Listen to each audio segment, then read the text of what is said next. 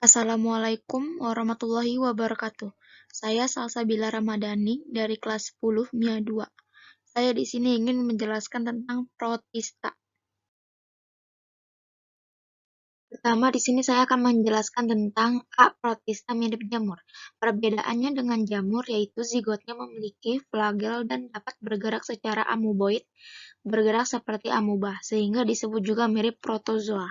Protista mirip jamur dibagi menjadi 3 filum, yaitu Myxomacota atau disebut dengan jamur lendir, yang kedua Omycota atau disebut dengan jamur air, dan Acrasiomycota. Nah, yang pertama, Myxomacota. Anggota kelompok ini disebut juga jamur lendir plasmodial karena fase vegetatifnya menyerupai lendir yang menyebar dan dapat bergerak secara amoeboid. Nah, di sini ada beberapa contoh Myxomacota, antara lain kayak Viligo sp, Aethylium septicum, Paisarum, dan lain-lain. Nah, contohnya seperti ini, yang berwarna kuning ya, kayak seperti tumbuhan, kurang lebih. Nah, yang kedua adalah Oomycota. Tubuh Oomycota dapat disebut dengan jamur air, tersusun atas benang hifa tidak bersekat dan mengandung banyak nukleus. Oomycota ini dapat berkembang biak secara seksual dan aseksual. Ada jamur Oomycota dengan cara oogami. Nah, di sini ada 4 jenis Phytophthora. Yang pertama Phytophthora nicotinae, yang kedua Palmifera, yang ketiga Infestan, yang keempat Faberi. Nah, contohnya seperti ini Oomycota. Yang ketiga adalah Acrasiomycota. Acrasiomycota atau jamur lendir seluler adalah protista yang biasanya hidup di kayu-kayu dan bahan organik yang membusuk. Contoh Acrasiomycota adalah Distiostellium. Nah, di sini contohnya seperti ini ya, kurang lebih. Acrasiomycota itu memiliki tubuh buah yang menghasilkan spora dan digunakan saat melakukan reproduksi seksual. Contohnya seperti itu ya. Sifat dan struktur tubuh alga. Alga memiliki bentuk tubuh yang bervariasi, mulai dari uniseluler, berkoloni, dan juga ada yang multiseluler, menyerupai benang, lembaran, dan rerumputan. Komposisi sel yang menjadi ciri khas alga adalah kandungan cadangan makanannya. Cadangan makanan alga disimpan pada pirenoid yang terdapat di dalam kloroplas. Alga juga dapat disebut sebagai tumbuhan primitif. Hal ini dibuktikan dengan tempat hidupnya yang mutlak memerlukan banyak air. Alga ini hidup di daerah perairan laut, air tawar, dan banyak yang menghuni tempat-tempat lembab. Umumnya alga hidup bebas di alam, namun ada juga beberapa organisme yang bersimbiosis dengan organisme lainnya. Contohnya adalah lumut rak yang merupakan simbiosis antara alga dengan jamur. Nah, yang kedua itu adalah perkembangbiakan alga. Perkembangbiakan alga itu ada dua. Yang pertama yang ingin saya jelaskan ini, perkembangbiakan secara vegetatif. Membelah diri dilakukan oleh alga uniseluler. Pembelahan akan mengakibatkan sel terbagi menjadi dua bagian yang sama. Contohnya organisme yang melakukan pembelahan biner adalah Chlorella dan Euglena. Contoh alganya seperti ini ya. Perkembangbiakan yang kedua itu perkembangbiakan secara seksual. Perkembangan secara seksual terjadi dengan cara peleburan dua buah gamet yang bersifat haploid. Perkembangbiakan secara generatif dilakukan dengan cara isogami, oogami, anisogami, dan konjugasi. Nah, isogami merupakan peleburan dua sel kelamin yang bentuk dan ukurannya sama. Kalau oogami merupakan peleburan dua sel kelamin yang bentuk dan ukurannya berbeda. Kalau anisogami merupakan peleburan dua sel kelamin yang mempunyai bentuk sama namun ukurannya berbeda.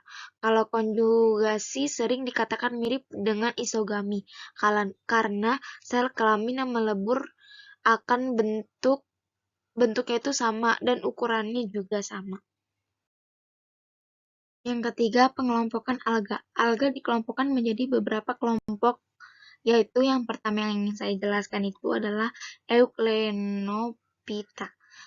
Nah, dia itu dapat berfotosintesis klorofil. Klorofil yang terkandung di dalam selnya adalah klorofil A dan klorofil B. Hasil fotosintesis akan disimpan dalam bentuk cadangan makanan yang disebut paramilon. Sel hanya dilindungi oleh selaput tipis dari protein yang disebut dengan pelikel. Yang kedua, kloropita atau disebut dengan alga hijau.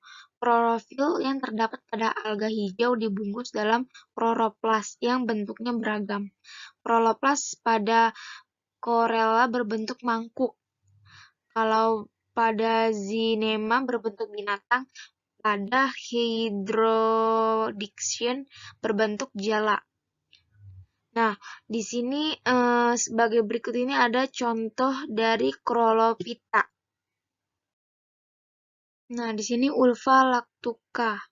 Alga hijau satu saat ini hidup menempel di dasar laut, dangkal, dan air payau. Bentuk tubuhnya menyerupai selada sehingga sering disebut selada laut.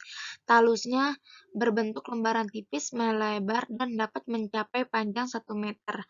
Talus ulva dikatakan bersifat isomorfisme karena terdapat dua macam talus, yaitu haploid dan diploid, namun bentuknya sama. Nah, di sini contohnya nih, ulva lactuca. Nah, dia itu ulva ini dapat berkembang biak secara aseksual maupun seksual. Secara aseksual, perkembangbiakannya dilakukan dengan membentuk zoosporangium pada tepi talus diploid yang disebut juga sporofit. Nah, perkembangbiakan secara seksual menjadi ketika tulus haploid menghasilkan gamet jantan dan betina dengan dua flagel yang berbentuk sama isogamet sehingga disebut fase gametofit. Yang ketiga, volvox, salah satu spesies ganggang hijau yang berbentuk koloni. Koloni volvox berbentuk menyerupai bola. Pada sel-sel vegetatif bagian tepi berflagel 2. Koloni sel tersebut dihubungkan satu dengan yang lain melalui benang-benang sitoplasma. Volvox hidup di air tawar, misalnya di sawah atau di kolam. Yang keempat, Spirogyra. Spirogyra genus dari gangga hijau dari ordo Zainematales. Ia biasa ditemukan di air tawar. Spirogyra mampu berfotosintesis, memiliki sel eukariotik. Pigmen utama yang dikandung alga hijau adalah klorofil. Tubuhnya berbentuk filamen yang tidak bercabang, panjang tubuhnya bisa sampai 1 kaki. C. Chairrhizophyta atau disebut alga keemasan. Pada umumnya berflagel yang tidak sama panjang dan bentuk sehingga kadang-kadang disebut heterokonta. Nah, dan tubuhnya biasanya berbentuk seperti benang. Sel-sel gangga keemasan memiliki inti sejati. Dinding sel umumnya mengandung silika atau kersik. Tubuh gangga ini ada yang terdiri atas satu sel dan ada yang terdiri atas banyak sel. Gangga yang bersel satu bisa hidup sebagai komponen fitoplankton dan dominan. Ganggang yang multiseluler berupa koloni atau berbentuk filamen. Ganggang keemasan hidup secara autotrof, artinya dapat mensintesis makanan sendiri dengan memiliki klorofil untuk berfotosintesis. Nah, dia itu ada dua bagian. Yang pertama itu bisa disebut dengan diatomai. Nah, Bacillariophyta adalah alga bersifat uniseluler atau berbentuk koloni. Pola persebarannya tersebar di air tawar dan air asin. Kebanyakan spesies berenang-renang bebas, tetapi beberapa menempel pada tumbuhan atau benda-benda lain. Perkembangbiakan secara seksual pada diatom dilakukan untuk memaksimalkan ukuran beberapa diatom yang berukuran kecil hasil pembelahan. Nah, yang kedua adalah Xanthophyta. Alga ini membentuk benang yang bercabang-cabang dan tidak bersekat. di dalam sitoplasmanya terkandung banyak inti sel. Habitatnya di air payau atau air tawar. Santopita dapat bereproduksi secara aseksual maupun seksual. Secara aseksual dilakukan dengan pembentukan zoospor dan aplanospora. Secara seksual terjadi peleburan antara ovum dan sperma. Selanjutnya adalah Pyropita atau disebut dengan Divoflagellata. Umumnya Pyropita mengandung pigmen karotenoid sehingga menampakkannya lebih sering berwarna emas, coklat, atau merah dibandingkan hijau. Klorofil yang terkandungnya adalah klorofil A dan klorofil C, serta mempunyai vakuola kontraktil. Perkembangbiakannya berlangsung dengan cara membelah diri. Nah, ya ada selanjutnya Peapita atau disebut dengan alga coklat. Peapita umumnya hidup di laut. Tubuhnya dilengkapi oleh gelembung udara untuk membantu mengapungkan tubuhnya yang relatif besar untuk melindungi tubuhnya dari gelombang laut. Dinding selnya dilengkapi oleh zat algin. Cadangan makanannya berupa laminarin dan asam alginat. Metagenesis yaitu pergantian perkembangbiakan antara gametofit dan sporofit. Isogenerate meliputi semua alga coklat yang bentuk pergilirannya turunan gametofit dan sporofitnya adalah sama. Heterogenerata adalah alga coklat yang pergilirannya keturunan gametofitnya berukuran kecil, adapun sporofitnya berukuran besar. Contohnya seperti laminaria. Selanjutnya ada Rhodophyta atau disebut dengan alga merah. Alga merah ini memiliki nilai ekonomis tinggi karena memiliki kandungan mineral yang cukup tinggi sehingga dimanfaatkan sebagai bahan makanan. Contoh makanan dari alga merah ini adalah agar-agar yang merupakan hasil olahan dari Glachylaria, Gelidium, dan Eucheuma. Contoh organisme lain yang termasuk Rhodophyta adalah Chondrus dan Polysiponia. Nah, yang pertama ini Glachylaria. Alga ini mengandung zat pektin di samping zat fluoridin. Talusnya silindris, langsing, dan bercabang dikotomi. Yang kedua, Gelidium. Alga ini sering dimanfaatkan sebagai sumber pembuatan agar-agar karena banyak mengandung zat fluoridin. Yang ketiga, Rhodymenia. Bentuk talusnya tebal memipih. Percabangan talus menyirip ke salah satu sisi dan berwarna kehijauan. Alga ini juga banyak dimanfaatkan sebagai sumber pembuatan agar-agar. Selanjutnya ada Charophyta. Charophyta mempunyai antheridium yang berbentuk bulat sehingga disebut globul. Oogoniumnya berbentuk lonjong menyerupai buah nanas disebut nukul. Contoh organisme yang termasuk divisi ini adalah Chara dan Nitella. Perkembangbiakan alga ini dengan Zygospora. Temukan perbedaan antara kedua organisme ini. Materi selanjutnya itu ada manfaat alga bagi kehidupan manusia. Yang pertama, sumber utama energi makanan. Yang kedua, bahan makan manusia. Ketiga, makanan ternak. Keempat, bahan pembuatan pupuk. Kelima, bahan obat dan antibiotik. Keenam, menurunkan berat badan. Yang ketujuh, pencegah kanker.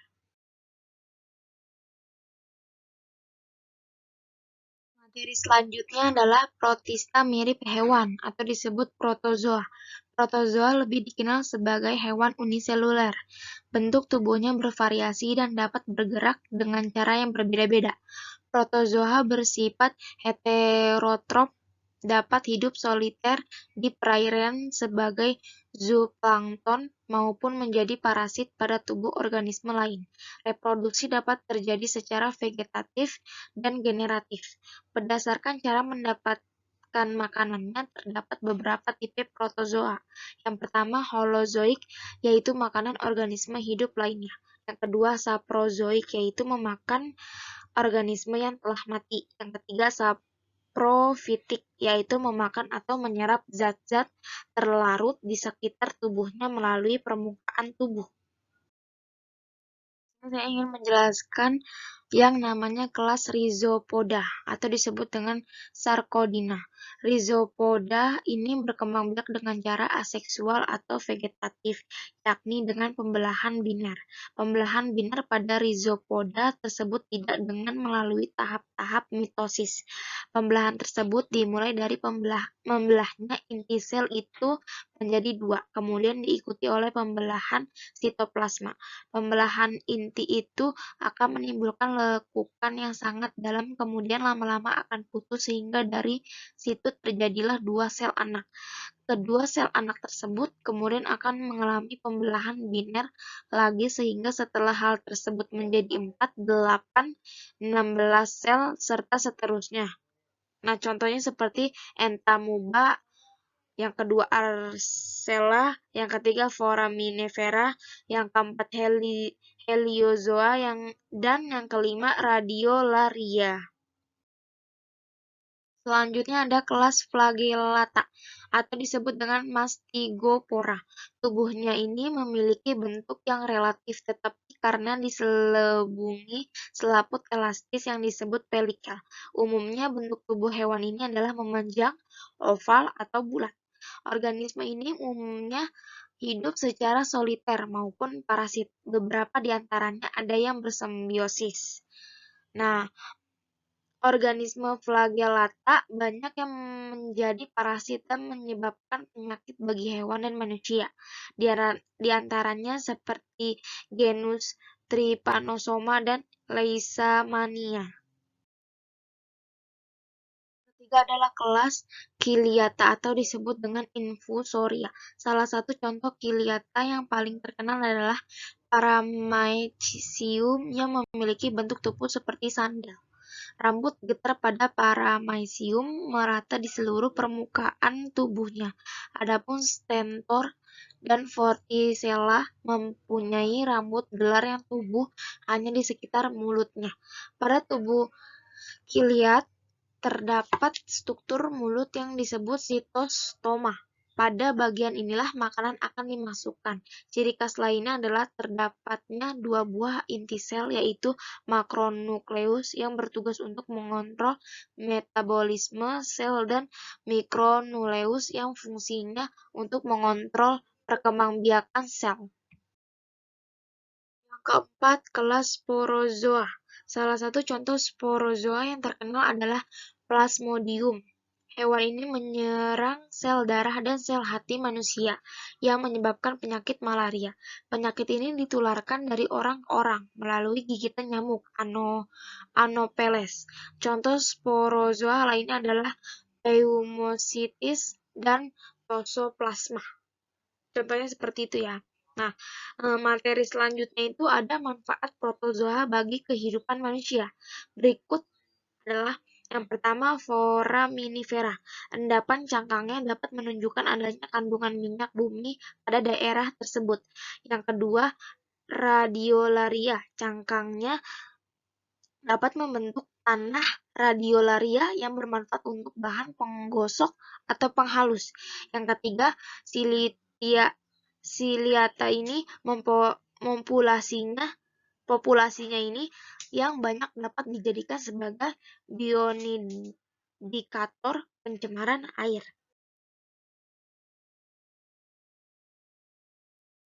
Nah, cukup sekian dari presentasi saya. Apabila ada yang kurang atau salah kata, mohon dimaafkan. Bukakan pintu sebesar-besarnya. Kurang lebihnya mohon maaf. Wassalamualaikum warahmatullahi wabarakatuh. Terima kasih.